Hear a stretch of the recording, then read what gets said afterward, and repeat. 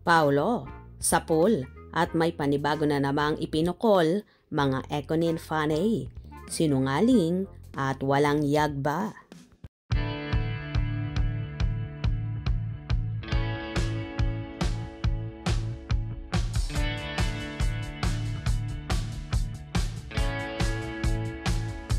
Katakot-takot na naman ang naganap na pangbabash sa ex ni Janine Gutierrez na si Paulo Avellino ng mga fans ng Econin.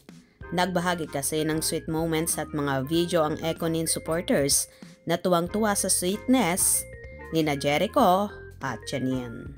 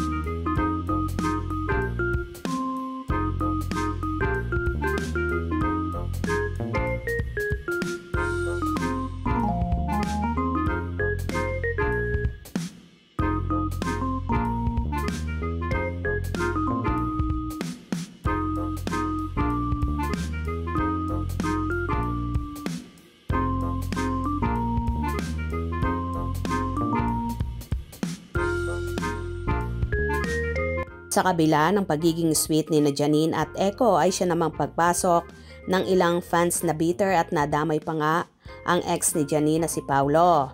Ayon sa kafanihan, love them both. You can tell how genuine they are.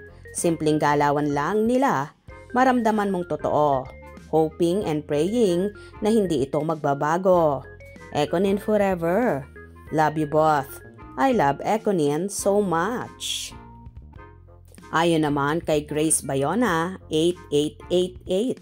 Kimpaw na maharot ang girl. Aywan ko ba bakit nagustuhan ni Paulo magaslaw at malaking mouth, sigaw ng sigaw sa show. Ayon naman kay Selena Camps at Grace Bayona, 8888. Yes sis, true. Kung anong nagustuhan ni Pau knows kay Kim knows. May karanasan yon. Gusto ni Alang Bayag na yang sobrang hate na hate ko, si Alang Bayag na yan. True din si Kiliti, iskandalo sa girl na yan.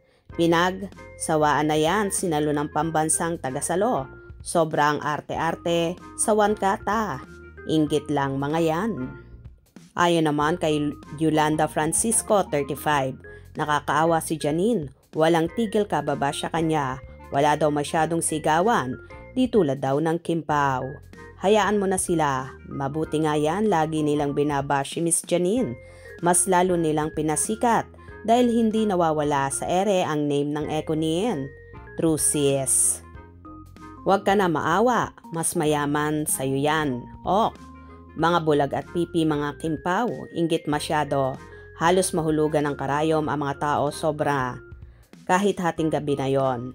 Sila, nagplap ang teleserye nila. Hihihihi.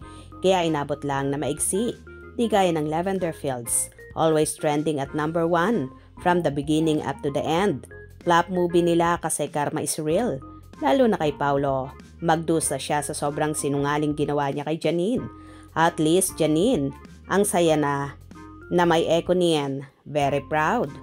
Diyos ko, may Econin, sweet nila. Grabe na nga ang ibang bitter na mga fanay at talagang below the belt na ang mga sinasabi nila. Wag naman dapat ganun. Maging happy na lang tayo kung anong meron ngayon ang Econin dahil kitang-kita naman kung gaano kasaya ang dalawa sa kanilang pagmamahalan at wag na tayong mangdamay ng ibang tao na naging mapait lang ang naging karanasan nila sa isa't isa. Gets nyo ba? Kung nagustuhan nyo ang video na ito, comment down below.